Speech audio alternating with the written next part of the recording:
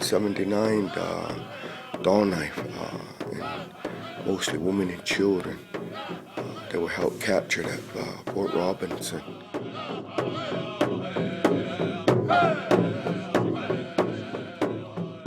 Well, the Fort Robinson run originally started as a run to remember the ancestors and to those that broke out at Fort Robinson in 1879 and the ones that were killed there.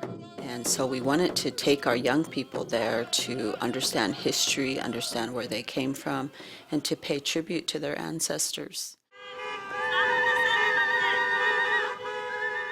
Just like the feeling of running where your ancestors used to be, it gives you a really good like a feeling you can't describe really.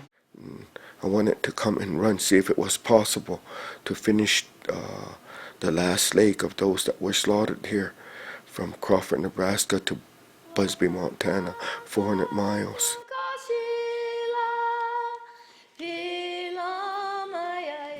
The Northern Cheyenne people are a people of strength and a people of dignity. And these young people are exactly that yet. It takes a great deal of commitment to say, I am going to participate in this. I am going to honor my ancestors. I am going to experience in some way what our ancestors several generations back did to bring us home to our homeland. It's a celebration of place. It's a celebration of cultures. It's a revisiting of history. But above all, these young people embody the kind of courage and tenacity and perseverance that their ancestors did. And for them to participate in this run demonstrates that kind of way of life and way of thinking that is so important for their continued survival as Northern Cheyenne young people. There were 11 of us children, and I am the last remaining child of Miles Seminole.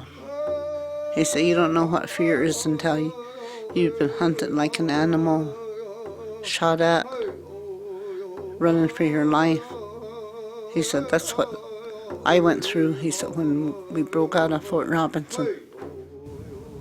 When I think about breaking out,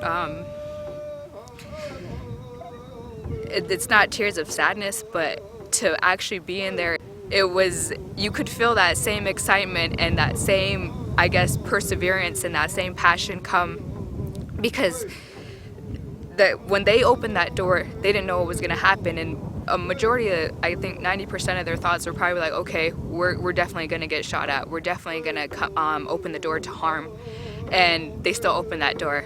And I think that them knowing that, you know, a negative thing was outside and they still did that says an awful lot. And when we were in there, you know, we were listening for the songs, and all the people around, you know, everyone was giving each other hugs and, you know, saying, you know, we're going home, you know, and the same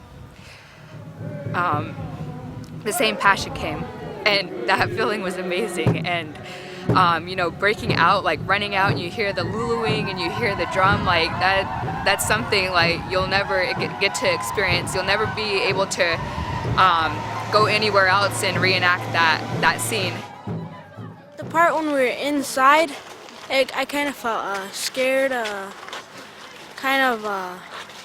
felt like a prisoner inside gates, and I kind of felt lonely, that I wanted to go somewhere. And then as we broke out, I could just feel the freedom, feel the joy and the happiness. And I think that's what our ancestors felt. And then the warriors gave up their lives to save us. When I was at the breakout, it felt really I felt really pumped, you know, because my ancestors were actually held there for so long that when I broke out, I just had so much adrenaline that I felt like I didn't want to stop, you know. There was a time when we were listening to the kids, And it was very emotional, going to the last hole especially. That's where they were slaughtered and they were killed after running for days, being hunted down. And right there, the cavalry surrounded them and pretty much shot them at point blank. And here, right here, is where they located them. And so they came in at all three angles. They just unloaded their rifles right here. Little children laying on top of each other, a woman, and mostly those ones that were, first of all, they held them in those barracks for 5 days with no water, no food, nothing. And these guys, they've been running for 10 days. After we went there, I started noticing the kids, the sadness and the sorrow and the crying. There was a lot of crying. And that's where the healing comes from. That's where that healing, when they can feel that. But we want them to release that and to heal them. We don't want to re-traumatize them and have them stay stuck in that trauma. And so it was like one of those aha moments when you say, we need to focus on empowering these kids as well. It's pretty much healing for all of us, but for me it's to learn about my culture, my generation, and I have a grandfather who was there with him, and I do this just to remember him and to move on. This run is important to me because my ancestors did this for us, and if the ancestors didn't do it for us, we wouldn't be here, and I'm doing this for my family and friends back home. Running for the people that make it from Fort Robinson, that were making it home for them. Then they gave their lives for us, running home for the ones that didn't get to make it.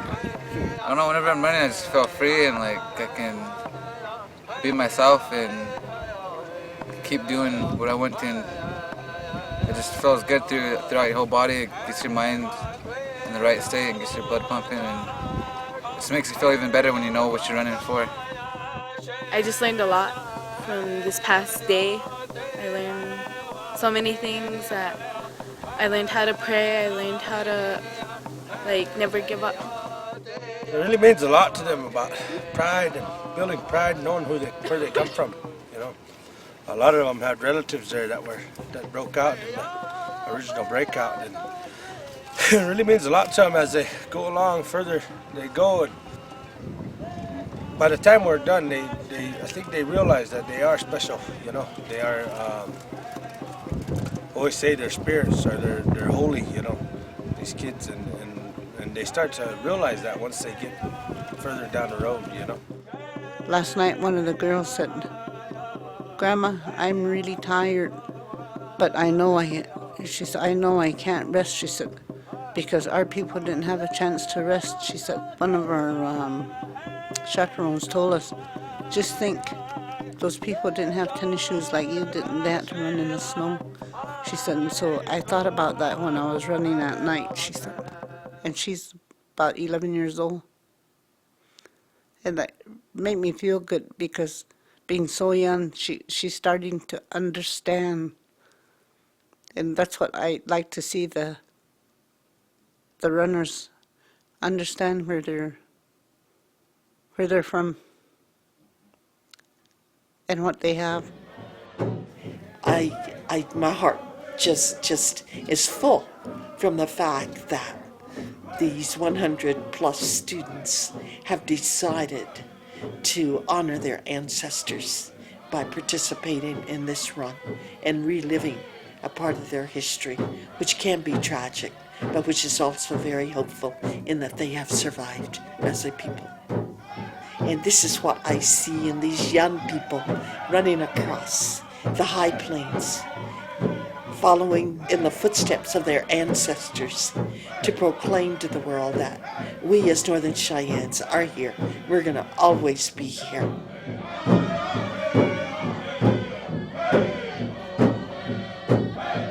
The transition of the internal oppression transforming. It's we're coming out of the generational effects of what happened to our people. This run is a way to heal. So we want to not just be survivors, but we want to be thrivers. We want our children to thrive and to look to their future. So today they're not running from bullets and gunfire. Today they run for their future. They run for the future generations that are yet to come.